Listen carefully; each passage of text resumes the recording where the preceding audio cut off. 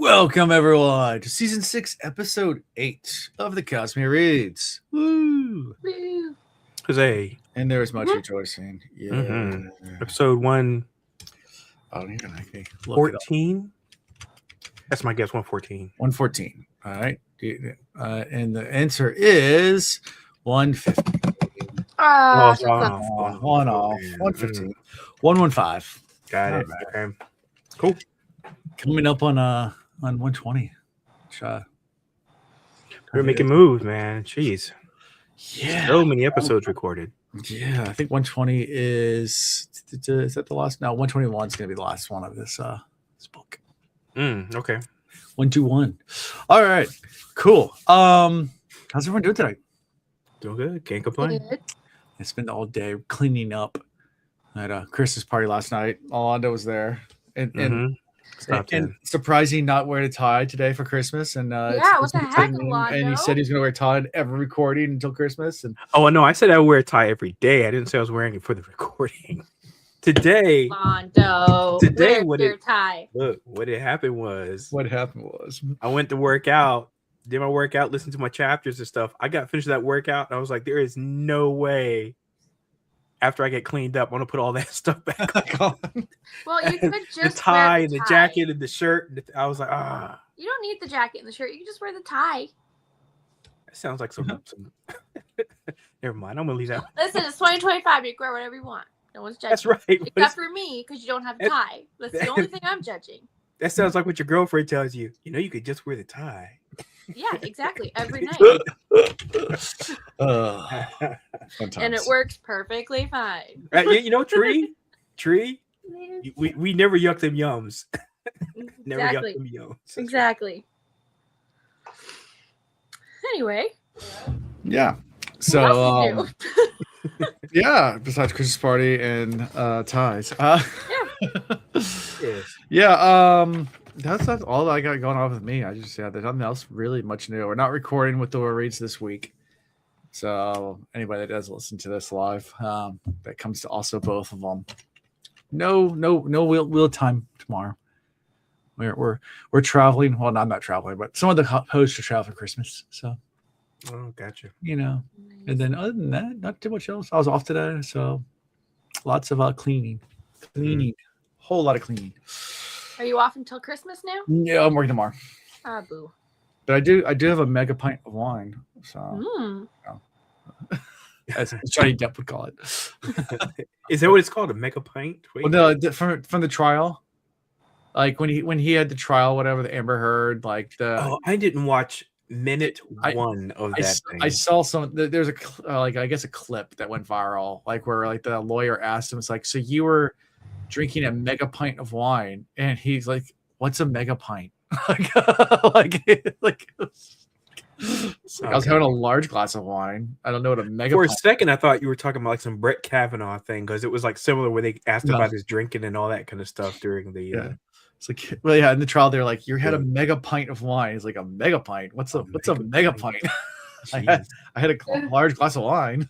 I mean, mega. A mega pint. So I don't think you've had a mega anything. I don't think, Mega Man. I used to play that game back when I was a kid. Sure. I remember Mega Man. Mega Man. One of the best. Yeah. What was the name? I got his first appearance in comic books, actually. What was the name of Mega Man's dog? Oh, I can't want to say. All I can get is all I can think of is Astro, and I cannot get Astro out of my head, so I can think the real name. Stop, Astro! Get out of my head. Yeah. I have no idea. Before I can look it up. I think it was Ruff and Astro, and I know Ruff was close. What is it? Rush. That's why Ruff is sticking in my head. Rush. Because he turned into like a little like floating like little like you use a spring back thing. Yeah, you jump on him and like springs you up in the air. Yeah. Oh, man. Good times. Yeah. Astro, man. I could not get that dog's name out of my head. That's from Jetsons. Jetsons. Jetsons. I'm like, come on, Astro. Stop. Good times. Anyways. Get me off this crazy thing, Jane. Oh, because he was walking Astro on the little treadmill thing, and then Astro's like, I'm not having this. And then George is like stuck on it. You know, George Jetsons, meet the Meet Jetsons. the Jetsons. Anyway, Very hard jazz song to play, by the way. I've infamously said this numerous times. Yeah, the actual theme song to the Jetsons is a very hard song jazz. to play. Okay. It's very fast. Right. Yeah, so Okay. especially if you play trumpet, it's Yeah. really hard. I take your word for it. I haven't played the trumpet since I was in 7th grade. So I played in 7th grade. I played in 8th grade too. I did 8th grade band. Okay. That's when I got into band. I got into band at 7th grade. Yeah, 7th grade was my first year in band. I did trumpet. I was first chair in 7th grade. So I was really good. And then I quit taking it seriously at 8th grade and quit practicing. Oh, yeah. And then slowly started dropping down to the point where I just gave it up and didn't care anymore. I got into band because I didn't want to take home ec anymore. It was the only band. It was the only class that was open mid-semester. Yeah. I mean, second semester that I could it was switch either into. shop, but we had orchestra too. So if you want to do string, they had band and orchestra were separate at school. So like you do strings, which was orchestra, or you could do band, which was drums, brass, woodwinds, everything like that, but not strings. I don't know. That's fun. Good times. Anyways, you ready to talk about some Cosmere, some Warbreaker, Warbreaker? All right, chapter 28. Breaking the war. Yeah, who's going to break the war? I don't know who is. Who's the Warbreaker? That's the question. That's a good question. All right. That was a good question. So we start with Vivenna. She's meeting with Thame to discuss the Idrians and Halidrin. This is before she actually goes down to where they are, and they're just discussing like, oh yeah, there's a ton of them here. She's like, why would they be here? It's like, well, then she kind of explains the whole economy thing. It's like they went for a better life, and or not necessarily a better life. They refugees. Like, yeah. She sounds so Naive. Privileged. Oh yeah, every time she speaks, it's just like I just want to roll my eyes every single time. I'm like, oh god. She's like, oh, I love my people. I love it. Obviously, you don't know nothing about your people. You don't know nothing about their struggle. I mean, these are people that are close, to what's it? Halidrin. Is this reason why you guys gotta say it? Because I always want to say Alderaan. And it's so easy. Halidrin. Halidrin is the name of this country. Yes. Thank you. Anyway, they're so much closer. Yeah. So it's like, just go there for opportunity versus staying in the mountains. Right. Especially when you have things like drought or storm, or natural disasters, and you're like waiting for like the FEMA king to help you out, and he's like, give me a couple weeks. It's like, well, I gotta feed my fam. Yep. I completely understand that. Well, and Vivenna's completely naive. She's like, well, the king helps everybody out. It's like not in good time. Like it takes him forever. Like we love our king and everything, but he just again, couple weeks. You got babies and stuff. Couple weeks don't work. Yeah. Yep. But Tame says he's organized for her to meet some Idrians in 3 days. So so they vetted that guy that they met in the previous chapter and everything. Right. So he's not quite on the up and up. No. But he's not terrible. Yeah. No. Yeah. It sounds like he's got some shady things he's doing. I can't remember the exact details and stuff, but but it still seems like he's not honest, but hell, I think he even brought it up.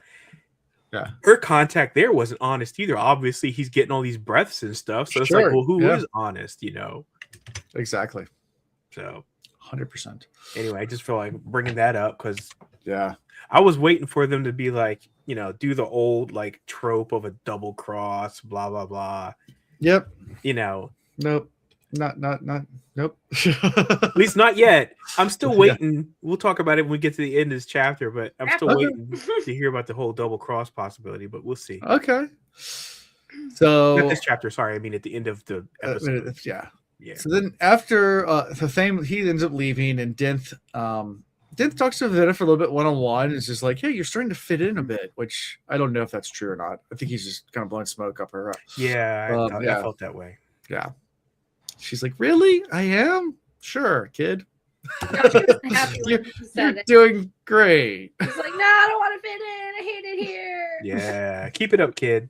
Yeah. You're doing great.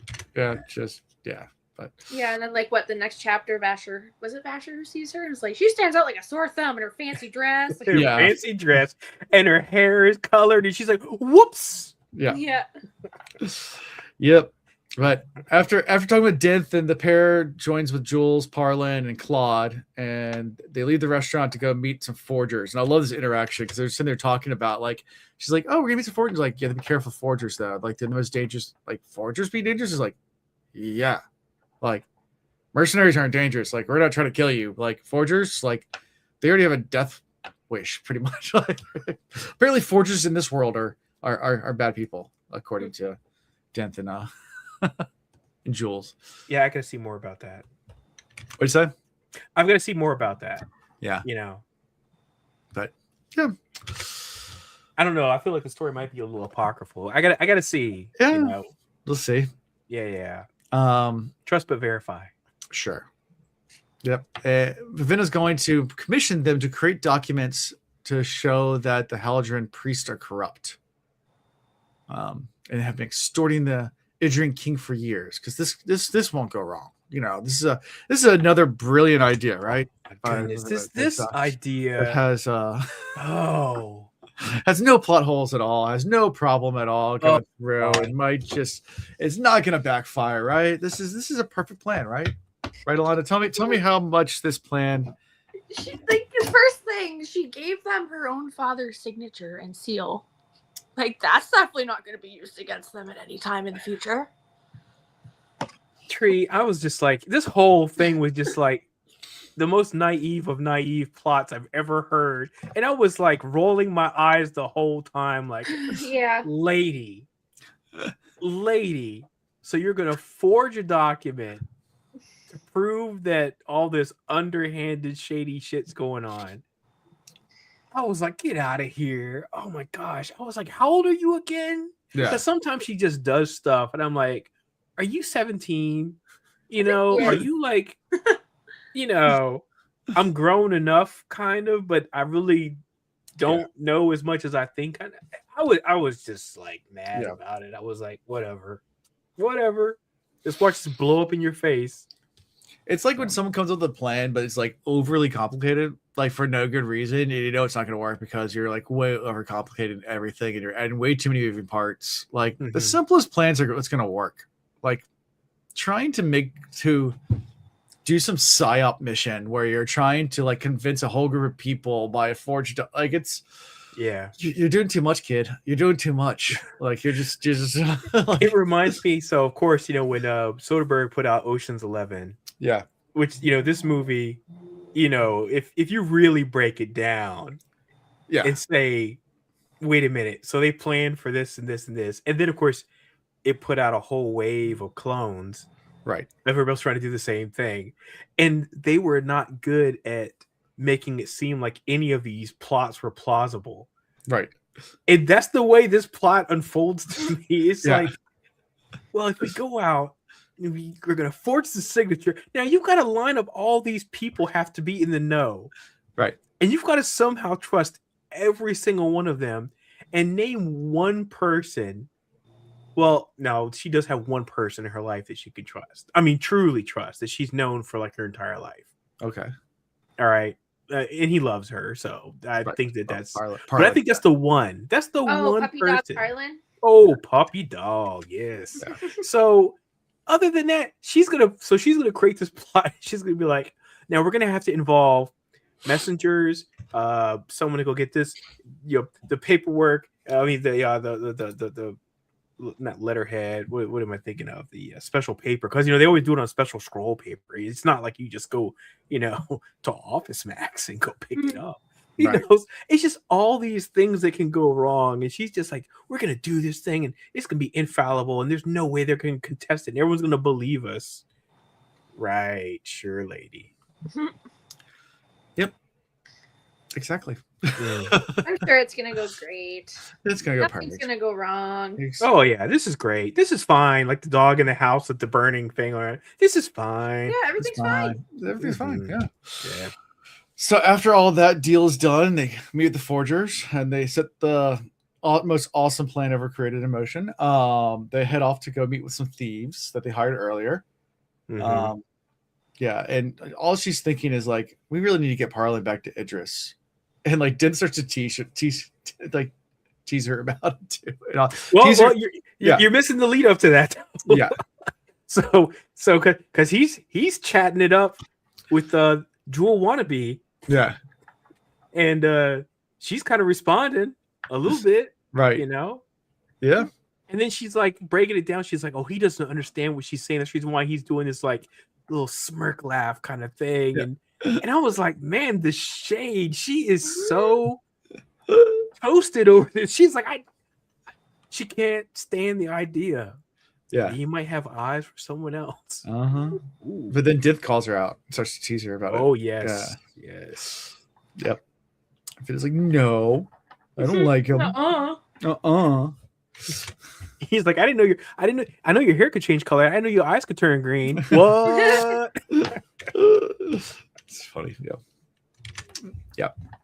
And also, I think that this is the scene where they point out like he's blended in pretty well, better than she is almost. He's like blended in better than you, exactly. Because she was like, he's not very bright, and and you know, I should send him back. He's not gonna. Yeah. He's like, he's blending in better than you. Yeah. And then she's like, you know, she's like, yeah, but look at that. He's wearing all that bright colors. Is like, this is to tell her everyone wears bright colors. It's like, you know, if you're in the woods and you're hunting deer, you wear camo. Like he's wearing the part. Like that's right. You're the one who sticks out because you're not wearing bright colors. She's wearing a dress. And they talk about wearing some culottes, and she was like, no. Pants. No, absolutely not. Pants. Scandalous. Ooh. Yep. So, and that's how in this chapter. This is the shortest, I think, of the 4 chapters we did. So yeah. Chapter of Vivenna being annoying and ridiculous. I found it entertaining. Would you say? I said Vivenna chapter of her being annoying and ridiculous. Yeah, I love it because she's just so babe in the woods. She just got the, what do they call the little fawn legs? She just she don't know how to walk in the world right now. She don't know what she's doing. No, poor thing. Not at all. If she didn't have this group around her, imagine what. Because remember now, she did happen to meet them because of the contact she had there. But imagine if because she went in with no plan whatsoever. Right. I mean, I would love to see that alternative short story. It'd be a short story, by the way, because she would be strung up in 5 minutes. But oh man, that story would be very short. Oh yes. Oh, yes. Yeah. She entered the city. She was immediately put in prison. Yeah. Was immediately kidnapped. That's right, or kidnapped. Yep. Chapter 29. You ready? See. All right. Or Siri and the God King. So Susebron asks Siri to tell him about the mountains. He wants to know all about where she's from. She does. She talks about her home. It's a very cute moment. But then she dismisses it. She's like, it's boring compared to here. Everything's so lively here. It's just it's boring up there. And Susebron's is like, I'm confined to a palace. So like for 50 years. You've been here for 50 years. 6 months? You say it's awesome here. Like, I can't go anywhere. Yeah. So, yeah. Siri tells him about the mountains and they get sidetracked when she mentions austere and the religion, which then gets Susebron like asking about they have religion talk. It's like, have you ever seen your austere? He's like, well, no. And he goes, then why did you believe in that? Like, yeah, nice little departure to talk about religion for a second and be like, so you believe in this thing? Have you seen it? Have you talked to it? Have you touched it? And she's like, No, Is he he's more like, handsome than me? yeah. Like, no. It's like, then what? Why? Mhm. Like, I'm really confused. Yeah. And she tries to. Of course, she's no religious scholar. She tries to explain her religion, but yeah. I mean, it's And- hard to explain, especially when you are quote unquote a god, Yeah. and then be like, oh well, we have a god too, but guess what? You can't touch him, see him, feel him, whatever. But he's going to judge you, Right. somehow, Yeah. or bless you somehow. Yeah. He's I mean, like, if you've ever tried to explain a religion to someone from a different religion, I mean, it's very difficult if they have no context at all to go on. Yeah. It's a very it's one thing if they've heard of it or they have some overlap. Like if you're explaining Christianity to Judaism or even to Islam, there's a lot of overlap in the Western religion. But if you meet someone who's Hindu, is raised Hindu, has no idea anything about Muslim, Jewish, or Abrahamic, religions, which is Islam, Judaism, and Christianity, and you meet someone that's Eastern religion like Buddhist or Shinto or Taoism or whatever, just pick something they've never met and try to explain a Western religion to someone from Eastern religions. It's just you'd probably be it'd be very challenging. which is and vice versa. Which is, I'm gonna date myself real quick and say though that's what gave rise to the spaghetti monster. Oh yeah, flying spaghetti. Yeah. I mean, it was like, hey, it's no more, different, fanciful, farcical than any other religion. So yeah, let me believe in this. There's a new one that's actually growing really fast. Oh, there's so many offshoots now. But there's a new one, the Church of Gnomes. Oh no, I hadn't heard that one. Okay. No, I don't like it. Yep, it's a whole thing, and apparently it's blowing up real fast. But it's all about that's how memes and the. But you get a pointy hat when you join. I hate it already. They said you have a pointy hat, and yeah. I don't like gnomes. They make me very uncomfortable. Why in the world were those things for a fad for a little while? I don't know. They're everywhere. Well, They are the the creepiest looking little things. David the Gnome. I used to watch it all the time when I was a kid. The little cartoon. Oh man, David they the all Gnome. just look creepy. Yeah, Just no, I don't like eerie. being around them. Yeah. I can't. No. Yeah. It gets all the nopes from me. Yeah. All I think of is that scene. And if you guys ever seen that episode of Community where they catch the apartment on fire that Troy and Abed live in, and it's like the gnome is just sitting there staring at him. He's like, "Why?" And there's the gnome is just and I'm like, I can't trust them. No, they're just part of the Fae. It's just one of the Fae. It's just Fae. Nice. We should talk about that on the other podcast. Oh, we will. Yeah. It is one of them. Oh, okay. I have things to say. Yeah, gnomes are. I on will there. say nothing more. I will save my comments. There will be a whole episode on that, 100%. So, anyways, but yeah. So back to talking about austere. The conversation returns back to the mountains. Susebron begins to flatter Siri. It's this little cute little flirtatious almost moment, where they kind of going back and forth. He's less big now. I mean, still a kid, but less like the movie Big. He's getting a little better, more wits about him, more acting his age, kind of sort of, as he's learning more. I know this is a really rapid growth, but let Alonda think on that. Get Alonda's thoughts. What on Susebron trying to? He's feeling himself. He's getting there. Yeah. I I like the fact that he's getting a little emo-y though for a second. He does. He's almost like the hair flip down. He's like, I don't know how I feel about things, and then he walks wistfully to the window. Let me just look out the window for a while. Yeah. Let me be. It's great. I would be alone. The mountains. Do you wish you were back there? I could talk to my priests and we could send. No. Do not talk to the. Everything about this guy's ideas. Stop trying to talk to the priest. God damn it. Stop talking to the priest. The priest is trying to kill you guys. Why would it make you say that? He goes, I don't know that for sure. because she doesn't know for sure. She does not know for sure. Yes, but she has a big hunch. But bring it with him. He's like, what do you mean? They're like my best friends. They're the only people I know. Like, they're all my friends. And she's like, no, they're gonna kill you. And she's like, what makes you say that? He's like, because they killed every other one once the son was born. Like, which one's your friend? Priesty the tongue cutter? Yeah. It's like the only thing bad they ever did to me was cut up my tongue. only thing. Oh my goodness. But she can't convince him. But she convinces him not to talk to them. It doesn't convince him that they're bad. But and then she asks him also about, how do you pass the breath if you're dead? Like, how does that work? Mm-hmm. And he's like, I don't know. I guess I was told I was born with it. He goes, well, that doesn't make sense either because they feed you breath. So like maybe it's Maybelline. maybe born. Mm-hmm. Maybe she's born with it. But yeah, it's definitely poking holes in all the things he's been told. At the same time, she doesn't have any of the answers either. It's just kind of this really weird twist of philosophical type conversation or questions or really open-ended questions that no one has answers to in this room, and they're kind of like bouncing ideas without having no idea what they're talking about.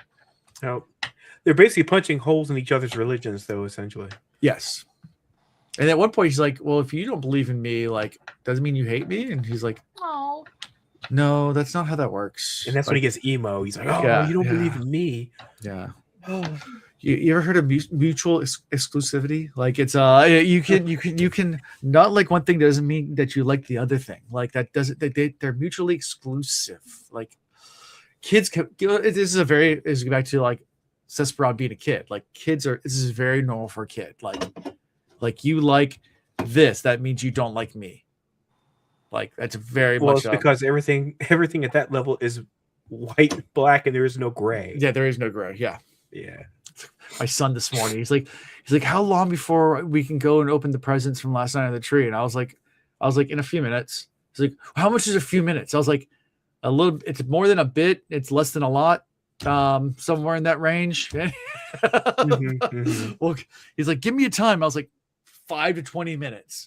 He's like, he thinks about it. Like, so in 6 minutes, right? And he goes outside the room, actually sets a timer, comes back. It's been 6 minutes, Dad. All right, are we ready yet? I was like, I didn't give you a time. Like, You're cruel. They're looking for absolute. Like this is how long. And you are giving them a range, sir. That does not work. They're just because to them, they will always go to the extreme or the limit that benefits them the most, right? Right.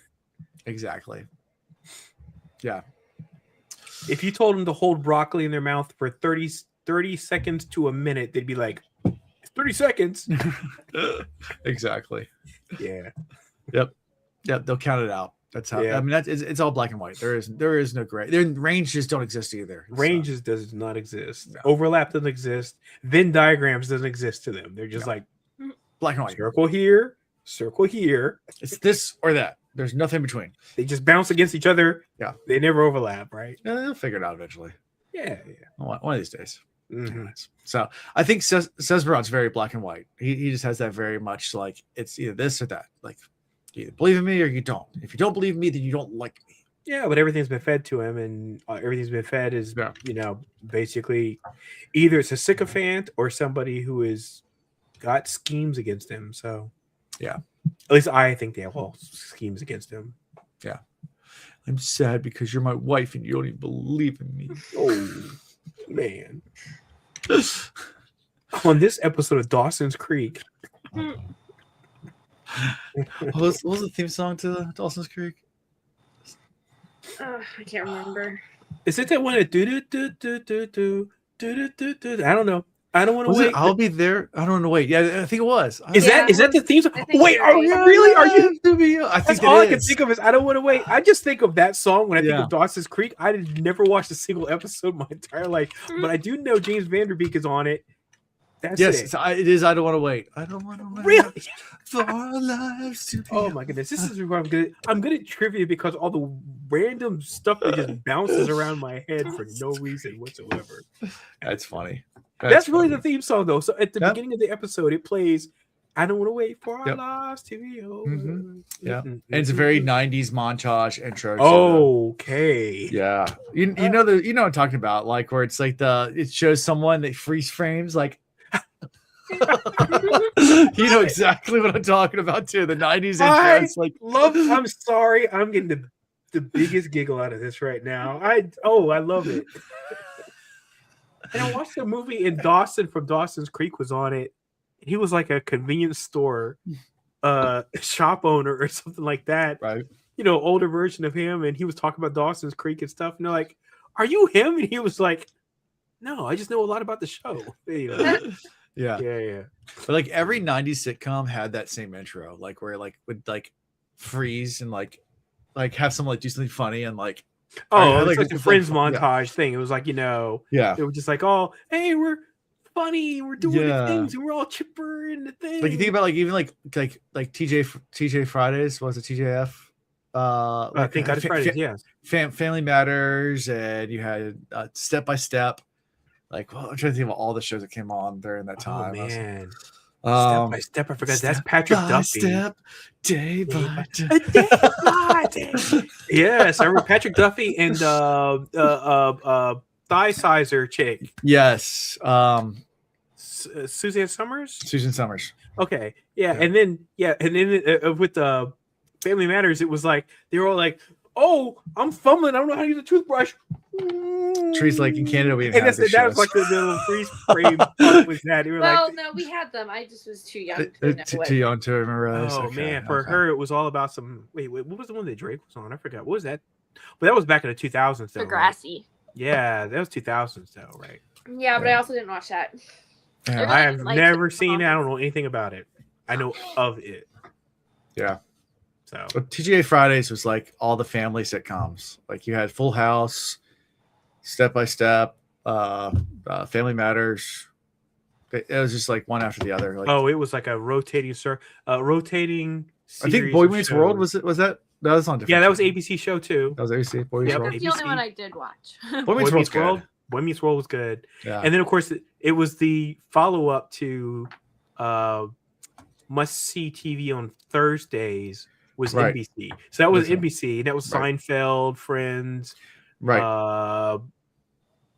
Carolina City, all these other shows, and then Fox had Simpsons and Married with Children. Yeah, and Fox actually ended up knocking out the Cosby Show, which aired on Monday nights. Yeah, and the Simpsons went up against the Cosby Show. Right. And somehow or another, they came kind of level, and then eventually Simpsons. It was fun. I watched a documentary about Married with Children, like how it was such a raunchy show at the time, and like they almost pulled it. And numerous times it was about to be canceled because of how controversial it was. But then like some lady in the letter writing campaign started making made a letter writing campaign to take it off, and it went viral at the time on all these news circuits. And then people were like, "Why is this lady upset?" So people started watching it. I gotta watch it. The ratings started going through the roof. So her efforts to try to get the show taken off actually caused the show to be successful. Infamous. I love it. I love everything about that. Yeah. So her trying to like be like, "I don't like this," and take it off actually made the show stay on. I was a teenager, and that's what I heard about it, and I started watching Married with Children. I was like, "Hey." And I like Frank Sinatra, so I was like, I like the theme song and Love and Marriage. Anyway, so enough about sitcoms. Back to Siri. I think we were at Siri, right? I mean, that's the email part's the last part before we switch to Vivenna, right? Well, I just want to make sure, at the end they start kind of getting like little sexual tension, and then she looks at him. First, she like, first meets him, she's like, "Oh, this is the guy king." And then she's like talking to a lady. She's like, "Oh, she touches him." King. That's right. She touches him too. She's like, "Hey." Yeah, he doesn't pull away this time. He actually they got a little sexual feeling,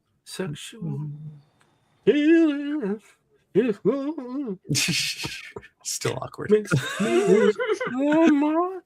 Anyway, so Vivenna, we're with dead bodies now. It's like walks in and where the thieves, they're all dead, right? Yeah, the 4 bodies. They're 4 dead. Yeah, 4 bodies, yeah. Yeah. And they see the wounds, and like Denth's like, "Yep, I know who did this. Look at those wounds. All the black marks all over them. Look at the bones. Look at the bones. He can leap about. Look at the bones." needed it. What was that? I needed it. I needed it. Yeah, perfect. It's I need perfect. that right now. So Perfect time. thank you. Look at the bones. Yeah. Yes. Look at the black marks. He has the Mhm. black spot. Hmm. But Yeah, the black decaying around the. yeah. I'm calling it decaying, but around the wounds. So yeah, Denth explains, that a little bit about Vasher but it's really vague. This part's all very vague. And her and Jules, Denth and Jules talk about stealing the sword. They're like, I don't want to be near that sword. Like what we need is him just to draw it, and the sword will go after him and kill him. Like, so that's what we need to do. Yeah. I like how smart he is about that, though. Everybody else is like, every time he's kind of run into people and they're like, "Oh, the sword." He's like, "Screw your sword." I ain't touching that sword. Sheathed. I don't need to see that. I ain't touching it. I trust it's there. Yeah. I don't need to see it. Don't need to touch it. Yeah. But then she feels someone watching her. That's all this is going on with a lot of breaths. Yep. Anything before we switch over to Vasher? Because I know I've kind of raced through that scene, but it's pretty much them going through and being like, yep, explaining that this is definitely work of Denth, or not of Vasher and his sword. I don't remember anything else of note. Okay. Well, Vasher's watching all of them, and Nightblood calls out, says, "Hey, look, it's Vera Trelides. We should go say hi." Vera Trelides? Yeah, That's it's a great name, though. Mm-hmm. We already Vera have a Trelides. Trelides. So that messed me up a little bit. Yeah, Vera Trelides. Uh-huh. And then they were like, "But he doesn't go by that now." He doesn't go by that now. Yeah. Nope. Makes me feel like they're from the same place. Trelides is Hallandrin, right? He's not Ponkal? Yeah, I think so. And so is Denth? I'm not sure where Denth's from. He was very mysterious when they asked him. Remember, he didn't want to give an answer. Yeah, he was very elusive. Mm-hmm. Yeah. Hmm. And the sword Nightblood also mentions was it Shashera?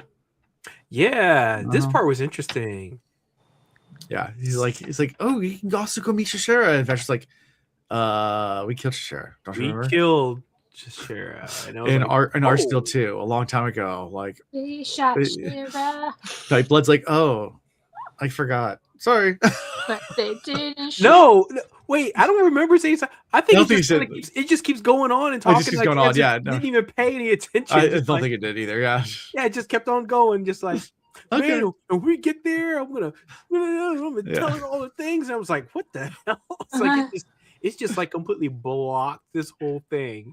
Yeah. It like refuses to acknowledge, accept that this has occurred. Mhm. Right. Yep. Yeah. So thoughts on Nightblood here? I love Nightblood so much. It's my favorite.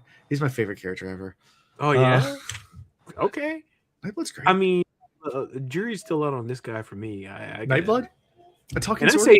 I say guy, by the way. I don't even believe it. It could be either or. I mean, It's a sentient sword. It's I don't think it's a they. It's Mhm. yeah. Who but knows? yeah.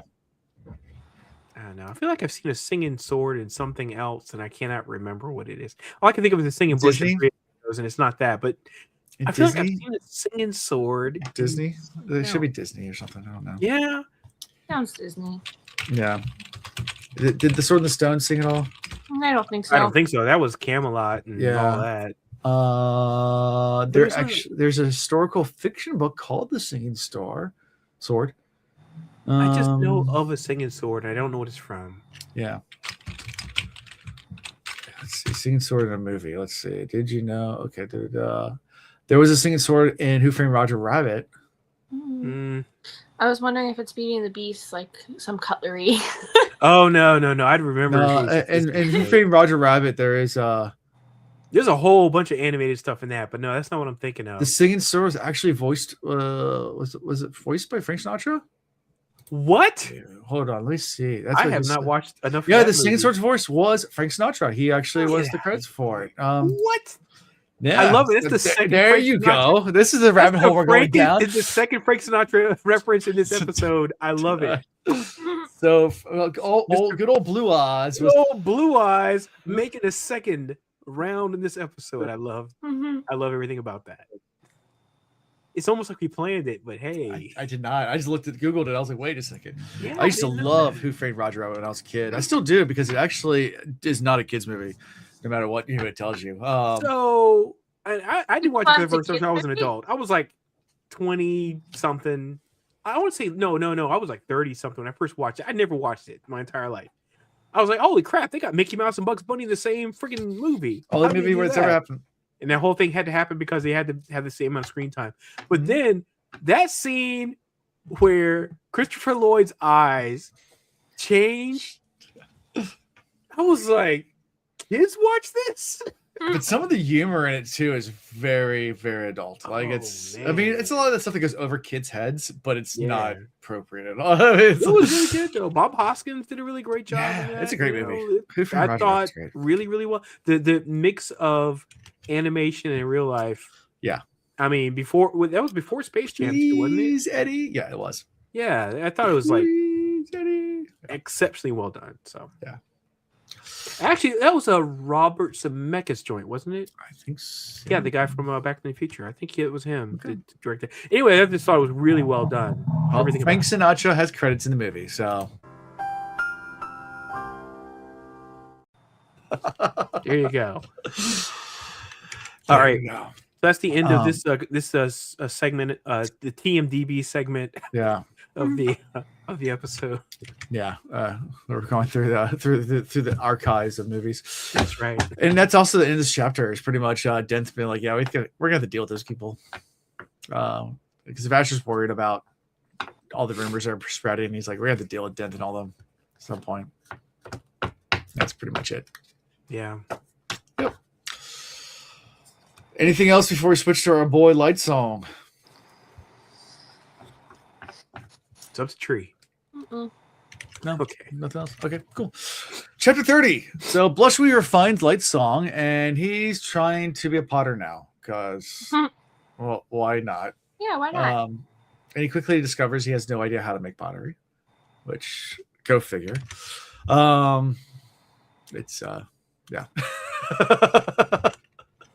Of all the things to choose, not wood chopping or Well, it seems like he's been going through the list of trying things. Yeah. his list He's seemed just kind of at short. pottery. He started rattling things off later. His Tried list was juggling like, lemons. it wasn't like he was like, I want to hear from a pancake flipper. He was just Yeah. like pottery, Yeah. juggling. He's a juggler and he's not a potter. Yeah.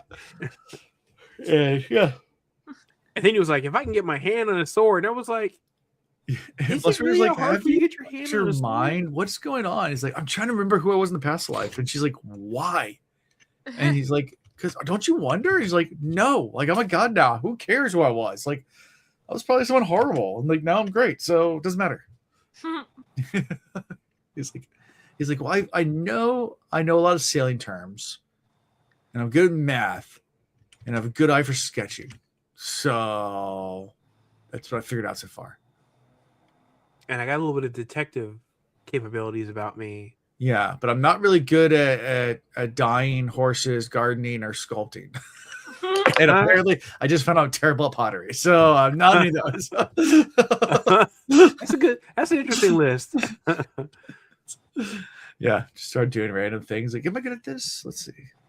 And gardening takes effort, so that's does. commitment, right? It is tough. As someone who's married to a master gardener, I am not a master gardener, and I cannot grow things that well. But I know how to help and to do what I'm told. But There it is.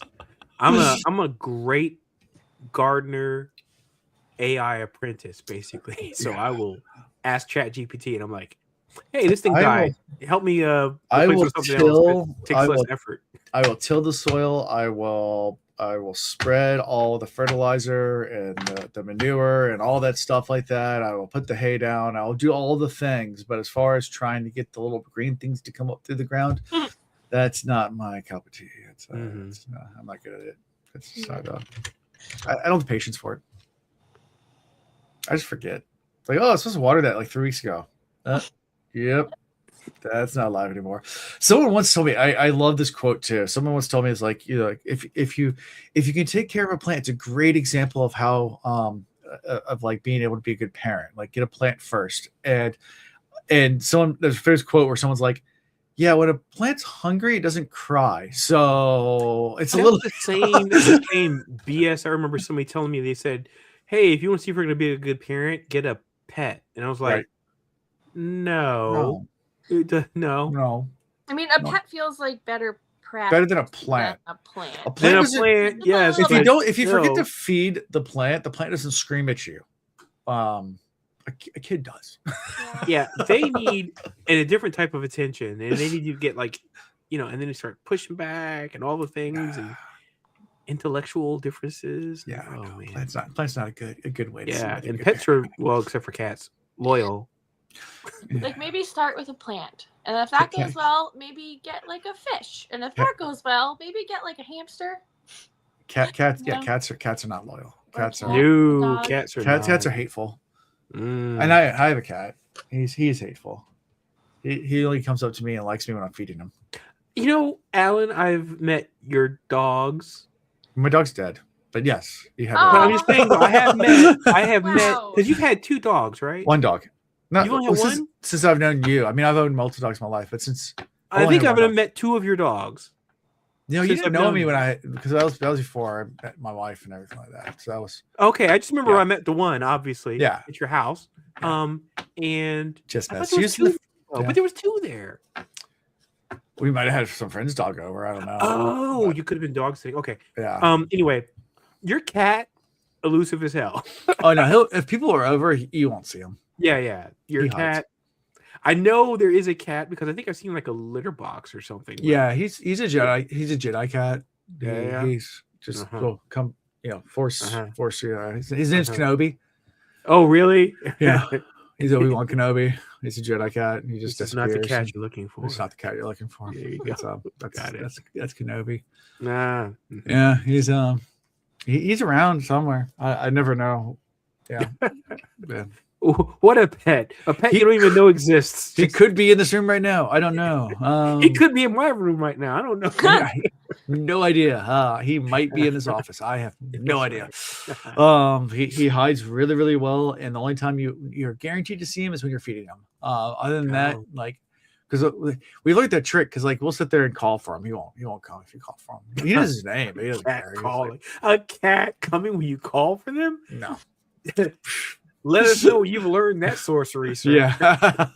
No, absolutely not. Every time I see a cat on TV, but as soon as I open up the can of wet food, that? As soon as you hear like the little snap of it, running around the corner, like, I'm here. What's up? Okay. You got some food? Like Mission Impossible. You got some food? Like, what's up? Like, so that's how we know whether or not he's like stuck or somewhere. Because like, occasionally he'll get into some spaces where he can't get out of, and that's how we know. It's like you got to feed him. He doesn't show up. You're like, oh, something's wrong. No. So he's hiding in a closet. Someone shut the closet door shut. Like, it's something like that. Like, where like it happens. Got it. Because he hides and you don't know he's in there, and you close the door, and then we have to go find him. I just want to see some video of his little cat paw trying to like open it with the force, just like. I used to scratch at the door. Yeah. Oh no! And sing the song and sing the song of his people. As I call it, the song of his people. If the door people. Yeah, if the door's shut on him, he'll scratch the door. Yum yum yum yum yum. No, it's a lot more annoying. I'm sure. Yeah, the song of his people is really annoying. He's a good cat. He also loves my wife, and he tolerates me and hates our kids. Hates your kids? Oh no! I mean, he doesn't hate her. He doesn't really he doesn't want to be around our kids at all. Like, he'll be around me. But your kids are boisterous though. Yeah, and energetic, and it probably just freaks him out. How old is your cat though? 10. See, boom, there it is. Yeah, it's an age thing. Yeah, he doesn't want to be around them. He points at your kids and goes, "The youth." Yeah. But yeah, he'll like. I mean, if I'm sitting on the couch at night, he'll come up sometimes and like sit on the couch next to me. He won't rub against me. Like, he'll be arm's length away, but he'll sit. He'll be in the same room with me. He would never do that with my kids. Like, really? He'd just be like, I mean, he's not gonna like attack them, but he's also just not going to get near him. It'd be hilarious. He told me he's like a movie critic. He's like, Kenneth Branagh directed this. Pretty much, that's how he. That's what he does, right? You He know, just comes yeah. over. He's like, Comes over, critiques things. He just like, looks at. the alternate director. On He looks at me and just judges me. That's Oh, pretty really? much it. Yeah. I relate to your cat the more you talk about it. Flirts you and judges you, avoids rooms with children in it. Uh-huh. Yeah, I might be your cat. Oh, wow. And if you do anything to disrupt his normal pattern for life, he just goes and poops in the corner in the middle of the floor. Yeah. I mean, I Oh, won't no. confirm or deny Not that. because it's I always feel food, I'll spiteful. come running. It's not because like he didn't know where his litter box was or anything. No, it's just spiteful. Like it's only when he's upset. He'll just go and pee and poop all over the floor and be like, Really? clean it up. Wow. The only thing that works if he like stared you in the eyes as he did it. Yeah. And then did the look at me. I'm the captain now. Yeah. You know? That's what you get. Yeah. He was mad for like 3 weeks when we finished this edition because we moved his litter box and everything downstairs because it used to be in what was our master bedroom upstairs, but that's now my daughter's room. And we weren't going to leave that in there because, that would require him to go in my daughter's room. Mm-hmm. So we moved but he got really upset about that. He's like, why are you taking my room away? Like that's my room. Like, like no one asked me. Did you? Anyway, so Lightsong's still trying to figure out who he is. He's not a cat. We know that much. Well, Actually, no. with the jury out, it could be. He could be. He could have been a cat. They're talking about Hope Finder's place, right?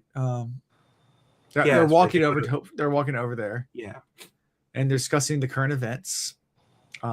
With rumors of injuring agents causing ruckus, and the second princess is inside the city. And they're like, I don't know how true all this is, but there's rumors. Mm-hmm. So anything from all that before we get to Blushweaver and Hope Finder talking? Is Hope Finder he's the kid one, right? Yeah. He's like a little kid. The one looks like a kid, but he's maturing. Right. You know. Yeah. So he's getting there. It looks like he's 13 years old. Yep. Yep. So anything from all that? Mm-mm. Okay. Yeah. So I have lots of things to say, but I can't. Okay. Fair. Oh. Fair. So Do you have questions then? I'm Do just you gonna have questions for Alonda then? I don't know. I don't know how to ask without being leading. So Okay. maybe not specifically about this chapter, but the other chapters in the like that we Sure. so far. Sure.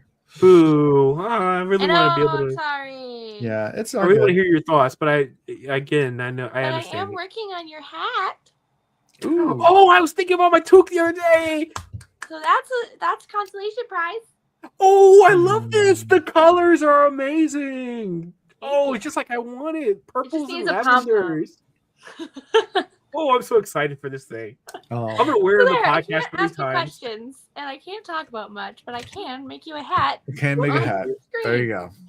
There you go. That makes up for everything automatically. Yeah, I'm just like Lightsong. I can't do pottery. I can't. You can do that. You can make a hat. I can make a hat. I can make a hat. And I can't sometimes garden. remember things. I may be able to take care of a fish, but I can't make you a toque. I can Nice. make you a toque. Hey, thank Yep. you. You're welcome. I'm excited for this thing, though. Yeah. Seriously. And Alan, when you come visit Canada, you get an honorary toque. Ooh, I get a hat too. A toque. A toque. Yeah. Mhm. I feel blessed. Thank you. Yeah, You gotta absolutely. come here first. I'll let you know. Hey, and the World Cup's gonna be there. I might be coming again. Woo! 2 And hats my for team Alonda. plays. Guess what city my team plays in? Toronto. So I might. Who's your team? Panama. Panama. Yeah. Yeah. So I'm looking forward to coming up that way. If I can get World Cup tickets, because they are impossible to get because the World Cup is a corrupt organization. Yeah. That and if we still have the World Cup after all the world just goes into anyway. No. Mass disarray nice. because of all the drama going on. Yeah. There's that. Yeah. So yeah. So they talk. Blushweaver, Hope Finder. Lightsong kind of chimes in a few times about some things. You know, like why the appearance of gods and the returns of but eventually they get to the codes because that's the real reason why they're talking. So Finder's going to give Blushwigger their codes. Yeah. Oh, that's right. And the thing they talked about before that is like, he's like, the way I eat and everything, I should not be fit like this. Right. But there have been fat gods. I feel that way about people that are like really skinny, like beanpole skinny, and they just eat so much. And I'm just like, how? Competitive eaters are usually really skinny. Right? It's actually better to be fair. skinny to be a competitive eater. Like, so when you have extra weight pushing on your stomach and diaphragm, it actually makes it harder to expand your stomach out. Mm-hmm. So a lot of those guys that like, you know, the guys that eat like 1 million hot dogs and like the hot dog eating contests, they're really skinny. It was like a Kobayashi was one.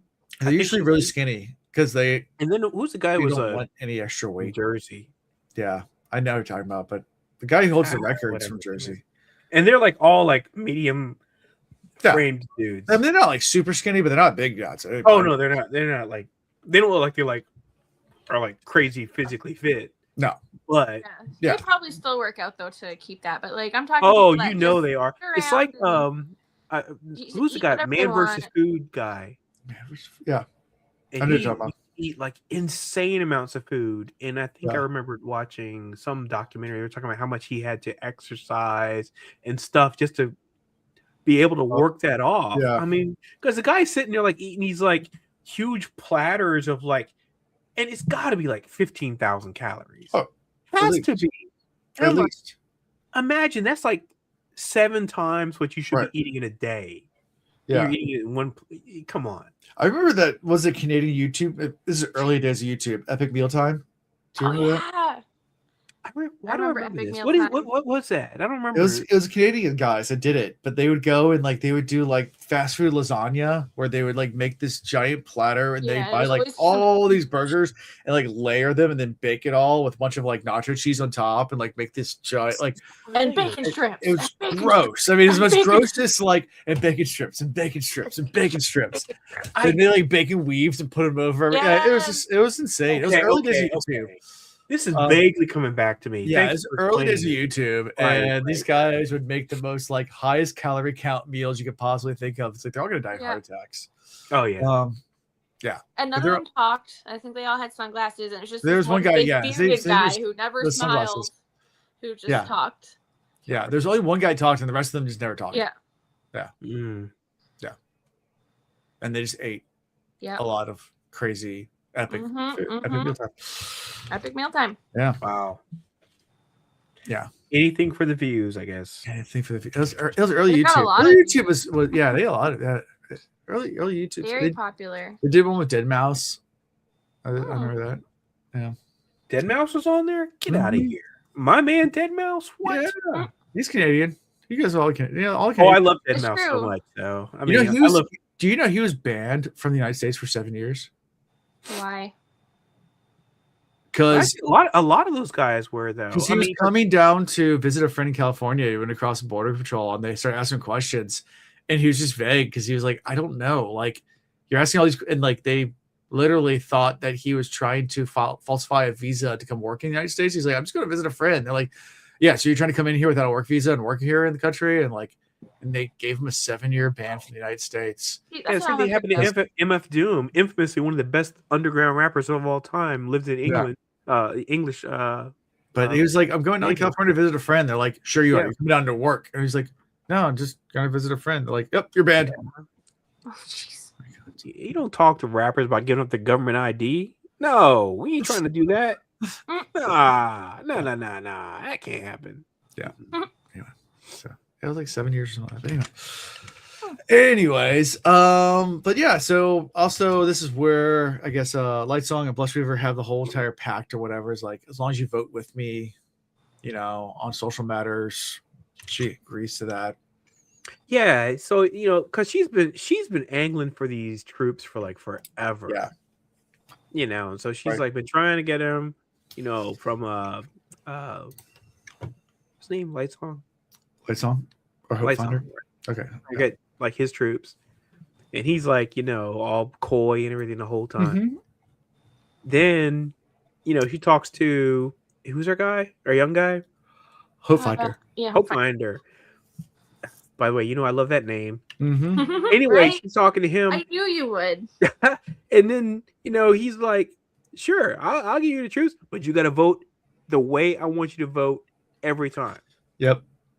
And then she like pauses, and I was like, "Oh man, yeah, he got her on that one because she's not gonna get." I'm in. I was like, "Oh, Ooh. surprise, surprise!" So, and he does. He gives us the phrase and the whole deal, and then he's Yep. like, A candle by which to see. "Yeah, that's That's the phrase. pretty corny, but okay." Yeah. I thought the phrases had to be only 2 words for some reason. I had that in my mind. I don't know Huh. why. I thought they were always kind of phrases like a sentence or partial sentence. I didn't think of it being that short. So, I do not know. Anyway, gives up the phrase. I think there was a time where Lightsong brought up the dead squirrel again, though. yeah, he did. He said, and then he's almost like inside joke. Yeah, You had to be there. I like that joke I though. can't remember exactly what it was, but I remember. Yeah, but he dropped that joke. I liked it. Mhm. Yeah. Like that's as confusing as a dead squirrel or something. It was like offhand like that. Everybody's like, Yeah. "What?" And he's like, "You had Yeah, to be there." I don't know yeah, what he said, but it's something that Something that. yeah. Yep. Also, during all this, Lightsong gets a vision of prison. Mm. Yeah, there was that quick note. And then at the very end of this chapter, what was it? Lightsong and Blushwigger, they go to leave, and she reveals that Mercy Star's already given her codes as well. And the part I didn't quite understand is why was it that Lightsong investigating the murder? Yeah, I don't. And listening to That was what she gave the reason for why Mercy Star. I don't understand. So it made her feel safe, and if that's the case, okay, sure. Yeah, I guess the math is mathing. Why would she give them? I don't know. Why would she give them the Lightsong if that was the case? She's like, "Oh, I feel safer now, so I'm gonna go ahead." Because Lightsong didn't ask for him, I guess. The whole thing, I was like, it's strange. But Lightsong just brushes it off. It's like, huh, maybe I was a sheriff. But how did I juggle lemons too? Like, he's just like, I don't understand that part. But yeah, he's almost like detached. It's at times, which I appreciate a little bit. Yeah. I like Lightsong. He's great. Contains multitudes. All right. So the final chapter, 31. Anything from all this before we go to 31? This is interesting. This is also another how naive is Vivenna, because this is where they go to the slums, the red light district, the horrible areas, and where all the Idrians are. And you want to talk about some naivete? Here it comes. Yeah, here. Ooh, this girl. And they're surrounded by gang members and prostitutes, and she's like, "Oh, my days!" And I can't believe my people have to walk past this. Oh my goodness! Clutch my pearls! I can't even believe I have to They're walk like, past what? this. These are your people. Yeah. I can't believe these are my people. Like my people had to walk through all these are your people. What are you talking about? Yeah, She's you're like, supposed to know all about no, politics. they're You don't know not. how And then it she was. starts looking around. She sees like all the stuff, the things that are reminiscent of their origin, and she's like, "Oh shit!" Yeah, and the good old social commentary. I guess that Denth says, everywhere he's been, no matter where he's been, that there's foreigner population, that they're always just kind of forgotten by everybody, and this is how they always become. Like it's just, which is pretty true for historically.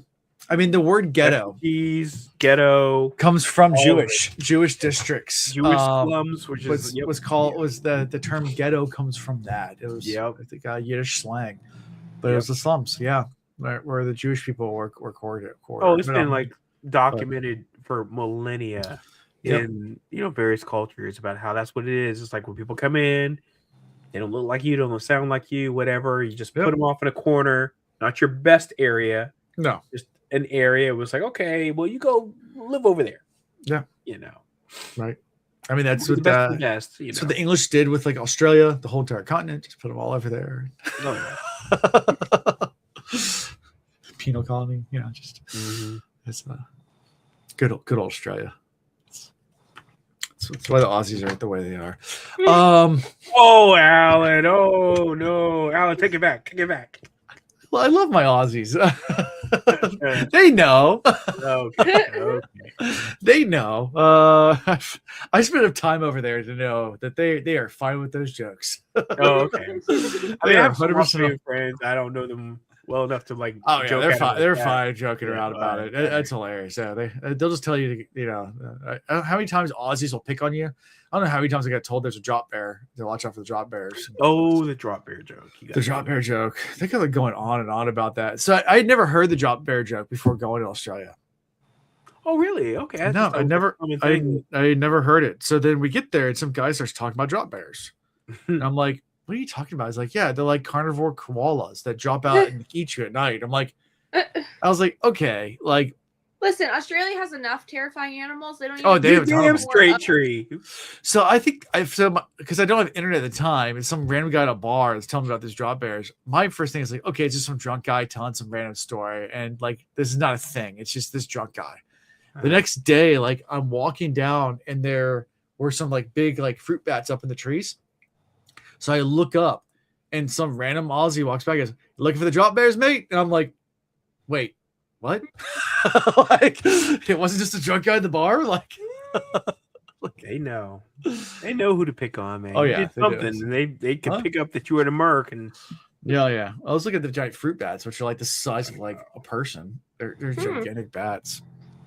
yeah, The flying foxes. freaky. They're The flying huge. foxes. They're gigantic. Yeah. You ever seen the size of a flying fox tree? No, not in real life. You ever seen pictures? Yeah, I've seen like documentaries and stuff. Yeah, they're like as big as a person. That's crazy. Yeah. It's hard to fathom things like from the screen to like real life. Yeah. Well, they're big, but Unless you feel like they're- standing next to a VW, then you're like, oh shit. Yeah, but they're cute though. They look like little. They're cute. I'd snuggle them. And They feed are them cute. bananas and stuff. They're gigantic. There you go. Here you go. I'll share my screen so you can see. Let's see. Share screen. Flying fox. Boom. There you go. They're big guys. Oh my. Yeah. But they have cute faces. They're cute bats. But they are gigantic. And a couple years ago on Facebook, like one went viral because it had like the biggest dong. Yeah. I didn't see that. I did see a bunch of them though. Like I said, when I was in Australia, because they have flying foxes everywhere. Anyway, fun times. So where were we? We were talking about being an investigator about slums. That's right, slums. The slums. Thank you. Yeah, the Adrians, the slums. Yep. The naivety of Vivenna. And she's just so taken aback by all of it. She's clutching Everyone's pearls. been really sheltered in this book. Yeah. Like Oh, everyone yes, she with is. any kind of powers is the most sheltered person that ever lived. Yeah. Yeah. Poor thing. So she finally meets with Thame. He's back. And Vivenna decides to address the people before the meeting with the other leaders. Because that's going to be, once again, her planning is top tier. Spot on. Spot on. Exactly A what you want to plus. do. Exactly what you want to do. 5 out of 5. No notes. Oh man, So- this lady. Take it away, Yolando. I just I mean, but jeez, this lady. Oh, I like the fact that when she tries to give this righteous, analog about you should do this and want to come back to our country. return to the and all these things. mountains. That's just why, by the way, my pseudonym today, No Hope. My man was like, Hope? What's Hope gonna do? I was like, yes, because you know how I feel about that word. Yep. Oh man, he was like, he was like, what? Hope? Yeah. Homeland? Yeah. No. Anyway, I was just all about it because then it's like he started to like, lady, open your eyes. Yeah. You are so sheltered. You do not know what's going on around here. You know? Exactly. Which I appreciated because, I mean, any other writer would have been like, you know, oh, the princess is here to meet the people. She's like, she's like, I'm here surreptitiously, but hey, I'm here to bring you hope and guidance, and I'm going to come save you. And, you know, they would be like, oh, our secret princess, go alert the others. You know, that kind of thing, you know, like a Peter Jackson movie or something. No. Brandon Sanderson's like, he's like, oh, I've got something for your hope right here. You know? He's like, I'm not trying to hear that noise. Stop. It just kind of it almost is like she's like a Marie Antoinette like type situation, like whereas like she is so disconnected from like the people and their plight and their problems, like where it's just like, oh, like what? I don't this is messy. I don't no idea what the poverty and everything that's going on around them, living in your plush landscapes and stuff. And, you know, they're over here just like struggling, you know, right? Let them eat cake. Yeah, let them eat cake. Yep. Once again, Vivenna, get off your high horse. Yeah. So everything about this I loved because I feel like every moment of this chapter was another eye-opening moment for her. Yeah. Yep. She is learning a lot on this. She got an education real quick. Yes. Yeah. And she goes to meet with the other leaders after this, and she realizes also the slumlords are just like, yeah, we're in for personal gain. We can care less about you. Yeah, because then they're like, well, we can do the thing, but we need to wet our beaks. Yeah. And she's like, well, what? You can just go for the altruism. Yeah. No. They're like, I can't even spell that word. Is altruism going to put dinner on my kid's table? You did. Is it? Again, this chapter, no notes. No notes. No notes. I loved every moment of them breaking her down socially, and I was like, these are her people, by the way. She has put so much of this, you know, almost like nose up in the air attitude, the snobberiness 100% to these folks in this other land, and then she meets her own people, and they're just like, and the horse you came in here on. F you. I love everything about it, you know. So there's that. Yeah, it's almost like it reminds me of a couple of like I brought this up a lot of times in like nonprofits that I'm on, because like this happens in our community a lot, where we have really, well, they're not as rough as they used to be, but we have rough areas of town. And you get on these boards of these charities, and I know it's a really common phrase, but they want a white knight all the time. And I'm like, that's not going to work. And they're like, what do you mean? Like, we just go down there and we're going to help them out. And I was like, and they are going to drive you out because they don't want nothing to do with you. Like that's not how it works. And I've gotten a few of them to actually listen to me. I'm like, go find the church pastors, get them involved, like get the leaders involved and stuff like that. And then have them work. Like, don't go down there yourself. Like, they're not gonna listen to you.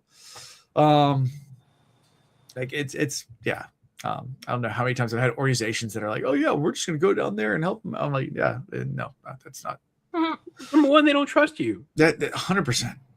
They don't trust you at all. Yeah. Shoot. Don't, yeah. You better know somebody that they know that they know that they know. Yeah. You know, something like that. You get a street cred. Otherwise, they don't want you down there. Nope. And there's still some rough area. I mean, well, I say there still is. I mean, Newport News is not the most uncrime-ridden city. I mean, there's plenty of but crime. But there's crime all over. But yeah, I mean, and I don't care where you go.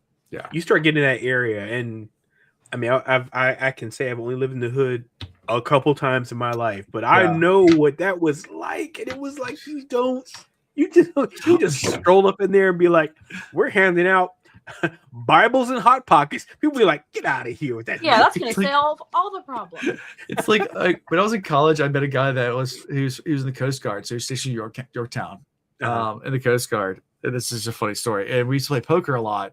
like in back rooms and like down Portsmouth and like these like shady places where you play poker games and stuff like that. And we started getting into this crowd. He's like, "Hey, I heard about a home game we can go to." And I was like, "Okay." He's like, "It's a Newport News. You should come with me." I was like, and of course, he's not from there. He's from Georgia. Has been only there for like 1 month. Has no idea lay of the land. I was like, "Where are we going to the home game?" He's like, "Oh yeah, it's an apartment complex called like Aqueduct." I was like, "Hell no! Like I am not going to play cards. Like I am not going to get Some shots." naive people in the world, and they do not get. My brother loves to go to Brazil. He goes all the time. Every time he has been, it's always the naive guys around him. They get robbed. They get robbed every single time. He's like, let's just go to Aqueduct and play a card game. I was like, I like I like to be in one piece like that. So to reference, we're from Newport News. Aqueduct is a very gang ridden, like it's run by gangs. Like it's you don't. At one point in time, they used to have a barrier up in front of it. Yep. With cops, and you had to show ID to get into the neighborhood because it was like that bad and everything. So yeah, it's not that bad now. But let's go play poker at Aqueduct. Yeah, absolutely not. Aqueduct. Now I remember I was hollering this shorty back in the day, and it was like, "Hey, we're going to a house party," and I was like, "Cool." So it was like her and her friend. Her friend rode with this guy in a Mustang. She rode with me in my car. We drive. I was following him. We pulled up to Aqueduct. I was like, "It was nice seeing you." Yeah. Please get out of my car now. Just walk away. I got a thing. I got a thing. I'm not. Yeah, it's not happening. Good luck, Buttercup. Bye. And I never saw her again. Yeah. I ended up not going. It's a funny story. I ended up not going. He ended up going by himself out there. And I asked him he came out alive, but I asked him the next day. I was like, "How was he?" He goes, "Dude, the guys robbed me." I was like, "No shit." Oh, I was like, surprised. Like, really? It's like, yeah, at gunpoint, he won a bunch of the night, and when he was walking out, they put guns at him, took all the money back. And I was like, "What do you think was gonna happen?" Was this before Training Day came out? I would have just watched it. I would have told him watch Training Day. Watch Training Day. Denzel Washington will leave your ass in the same place, and you're eating hog sitting there like, are you surprised? Like, I told you not to go, dude. Like, they gonna take you in the shower with a shotgun, my God. Take all your money. Anyway. Oh my goodness. Oh man. That was fun times. Not for him, but not hey. for him. Yeah, of course they're gonna rob you. Some people, they're telling that story right now on the flip. And I'm sure they are. Yeah, that time we got that came from the Coast Guard. This George, a country boy, came in here thinking they would play cards with us. We played with the poker deck with only 13 cards in it. I don't know how we got him. And the house was taking a rake, he said, the entire night. Like, but they were playing too. Like, so they were raking. What? But they were playing the hands. Okay. Like, okay. Like, and he had no warning signs whatsoever. How naive is this guy? It's like, oh man. Wait, where was he raised at? Just curious. In country Georgia, like I mean, Florida Georgia line. He's bumpkin. Mm-hmm. Oh wow, bumpkin. Oh, and he joined the Coast Guard. You just want to pat his head. Yeah. Oh man, and I worked in the Coast Guard. I mean, I met some guys that they seemed like they were that kind of naive. Yeah. But I feel like they would still be smart enough, or maybe they would have enough friends around them to be like, "Dude, no, this is not a good look for you. Yeah, you should. Have you heard of home? Go there." Oh man, good times. Yeah. My favorite story with him though is we used to play in a poker game in the back of a tattoo parlor.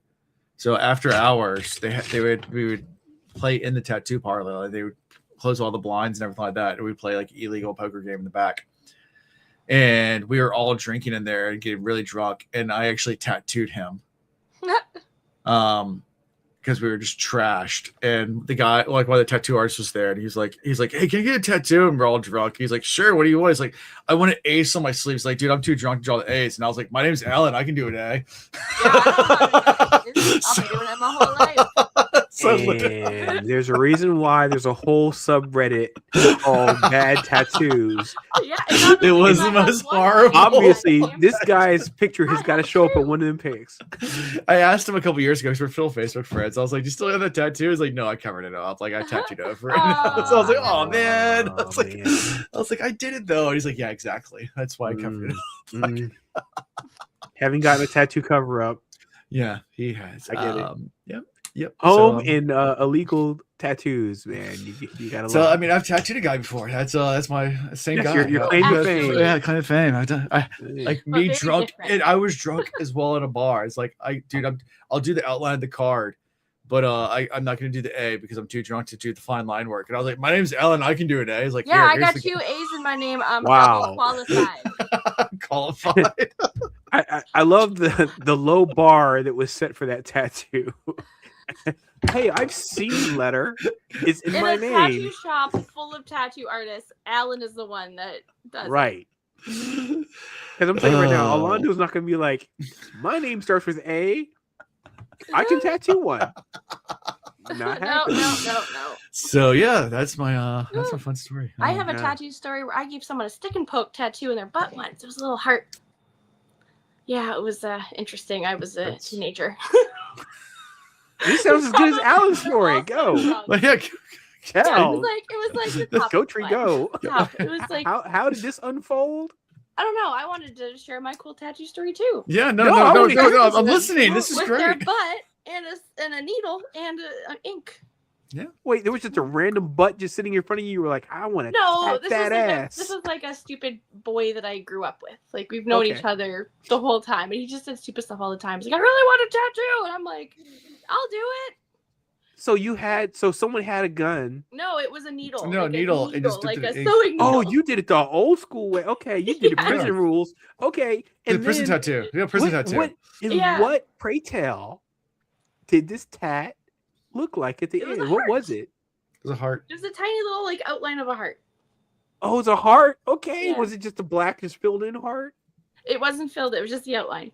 Just outline of a heart. Yeah. Wow, I love it. And I don't know if it's still there or not. I was getting ready to say, does he still have this thing? I don't know. I haven't talked to him in years. Wow. The whole Holy experience is probably very traumatic for him. Well, I don't know. You said you guys are drunk though, right? I don't know. I don't think we were. Oh, you weren't drunk? This is a sober decision? Yeah. Oh, it was like, man. I think I was like 16. 15, Oh, geez. 16 maybe. Like I was like a baby. 16, and she's This like, is great. Yeah. I'm going to do this prison rule tat on your ass. Yeah, like, if I was on like a family camping trip, someone would be like, "Here's some tequila rose," and I was like, "Oh my god, I'm such a grown up." I was like that level of. Yes, So back to things we do in the slums. I love this story though, Tree. Thank you. This is a great story. Thank you for sharing. Yay! Thanks for sharing. It's awesome. I love how we both have tattoo stories. So we tattooed other people. That's awesome. I got one where I got tattooed by someone. It was willingly, and it's covered up now. But hey, it is what it is. But I got no stories where I tattooed somebody. I don't. Yeah.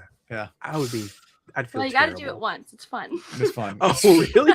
Okay. Yeah. So next time I see you guys at JordanCon, tattoo gun, Sure. random person. Let's get him drunk, and I'm gonna be like, Yeah, you can tattoo me. That's fine. I don't care. oh, Alan, not gonna happen. Nope. I'll bring my sewing kit. Happy would destroy me. She'd be like, I have a certain set of skills, Alondo. Yeah. One is I know where to find you. Two is I'm going to kill you, and I'm like, oh, I deserve it. Yeah, it's fine. Anyway, so after meeting with the slumlords, they eventually just walk out because, well, yeah. And as they're walking out, they see that there's a bunch of lifeless soldiers appearing. The town guard. It's a raid, but this ain't no normal raid because they're like, oh, it won't be that bad as long as everybody just complies and no oh crap, everyone. Yeah, then somebody like responds. Yeah, in a violent way. Like, oh no, now they're going to be violent. Yeah. Yep, and they start going to town. Vivenna runs. Denth goes and does his thing. She's running with Claude, but eventually she runs into 3 lifeless. But Claude comes to save the day. Claude is like a superhero in this moment.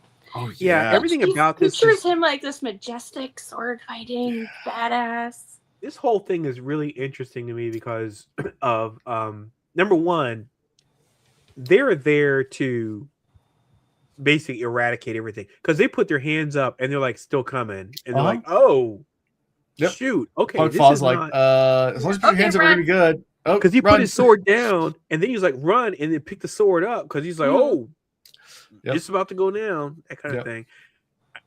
And then Vivenna's like, hey, I can try to animate in that moment of like, Desperation. and she's like, hey, maybe I can animate my dress, Yeah. and because it fell off of her. Right. Nope, not happening. She remembered just enough to know the starter of it, but didn't know exactly how to execute it. Yep.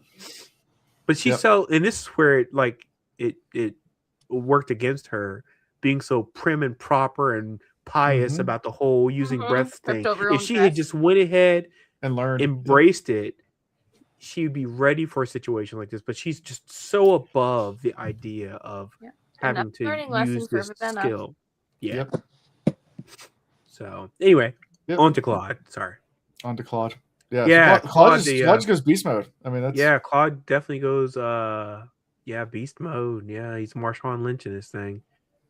Yep. I still don't quite understand why Claude is better than everybody else.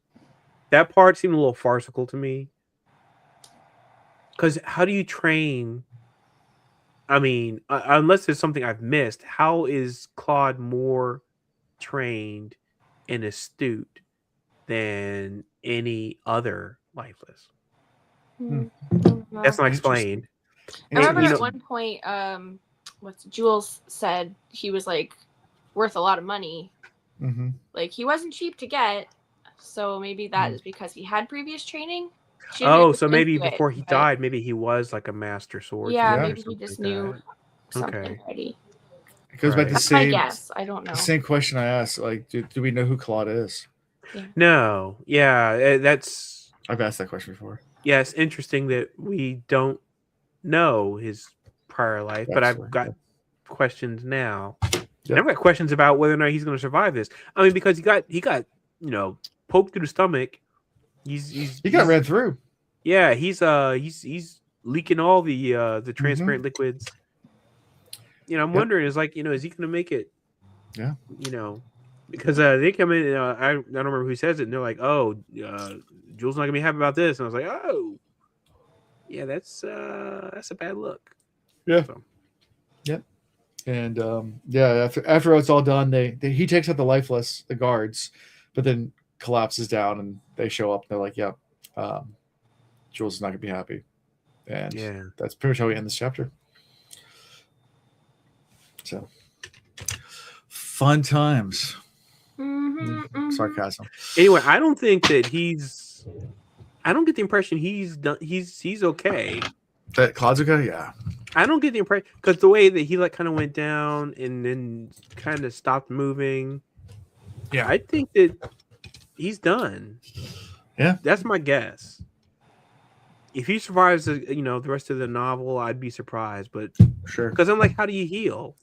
And again, I got a lot of Kolos vibes, by the way, this whole time. Yeah, there's a lot of Kolos vibes. Yeah, so that's a good callback. Yeah, so I kept thinking about that the whole time, but I was like, I just don't. If you can't heal and whatever, that means that when you lose, you get cut or whatever, right?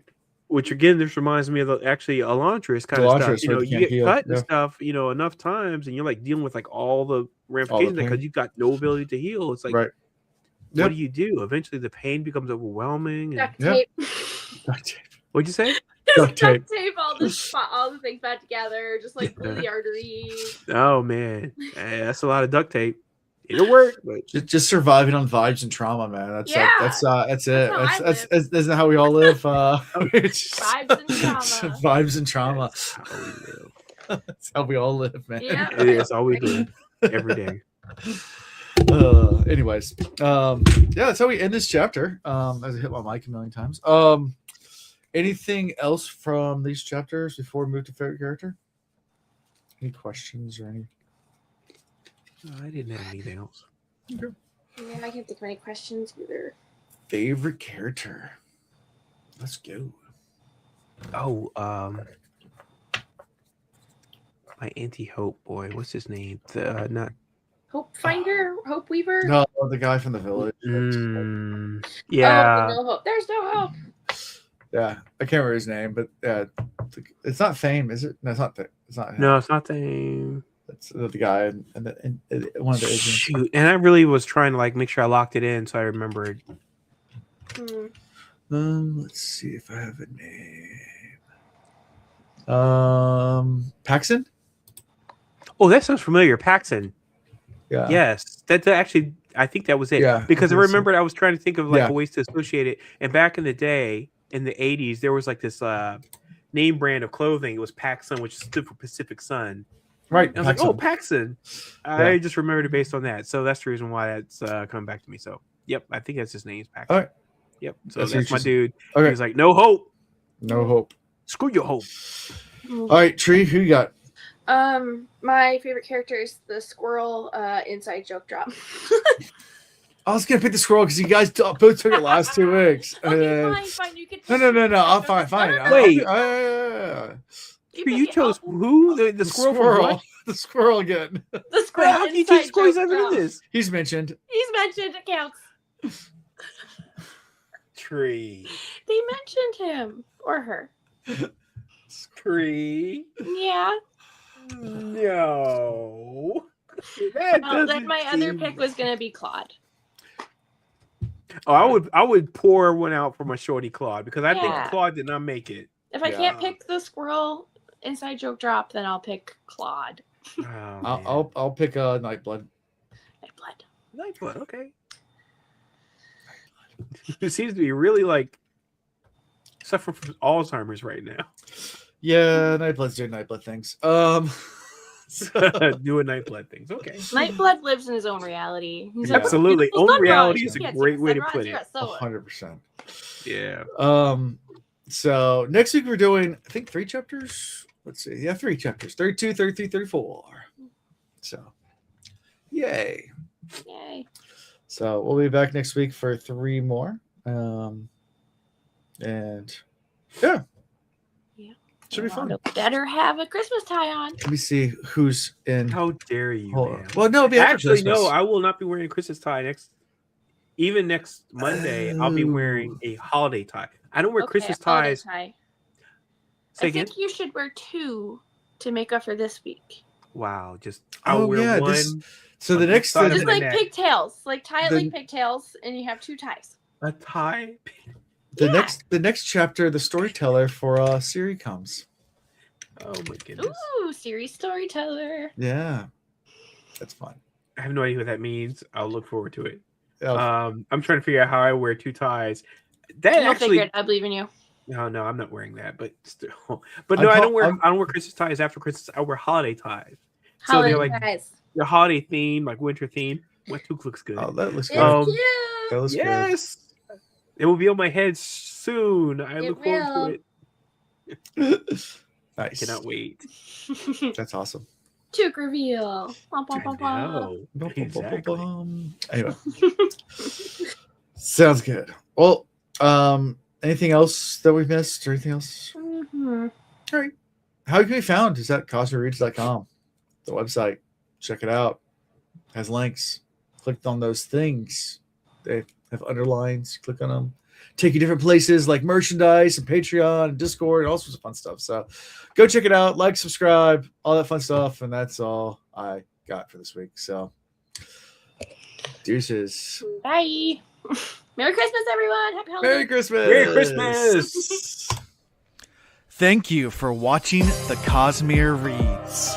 Gosh dang, gosh, stay fresh. Gosh dang, gosh, stay fresh.